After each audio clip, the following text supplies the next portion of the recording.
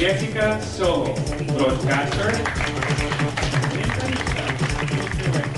Kabilang sa mga pinarangalan ng Komisyon ng Wikang Pilipino, si GMA Network Vice President for News Programs na si Jessica Soho. Para sa kanyang pagtataguyod ng Wikang Pilipino sa pamahayag, ibinibigay ang parangal sa natatanging kababaihan sa mga nagsusulong sa pambansang wika sa iba't ibang larangan. Nagpasalamat naman si Soho na napabilang siya sa mga kinilala ngayong taon. Sa totoo lang din, gandang-ganda ho ako sa wika natin. Wala talagang katumbas ang ating wika dahil ito lang naman talaga ang wikang nanggagaling sa ating puso at diwa.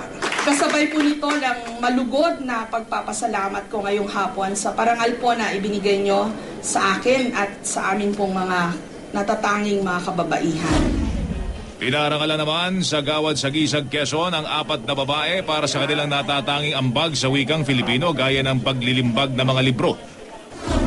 Itinanghal naman World Achiever in Documentary ng The Big Eduk Circle International Center for Communication Studies.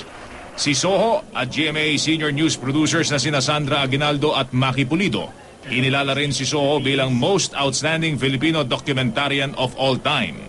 Nagbigay ng lecture sa student participants sina Soho at Aguinaldo tungkol sa paggawa ng documentary. Thankful tayo dahil yung documentaries na ginagawa ng Eyewitness, it is something that I'm really proud of dahil hindi lamang siya nakaka-inspire ng mga tao pero na-inspire din sila na tumulong dun sa mga napanood nila na kuminsan mga mahihirap na kababayan natin. Napakalaking bagay para sa akin dahil ang pumili ay yung mga estudyante, the deans and the teachers of mass communications.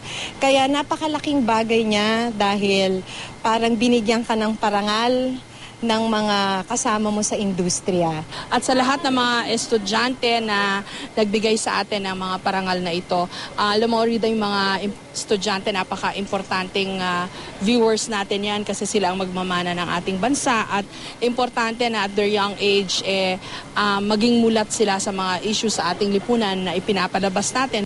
Para sa kanila rin ito. Salamat sa pagkilala.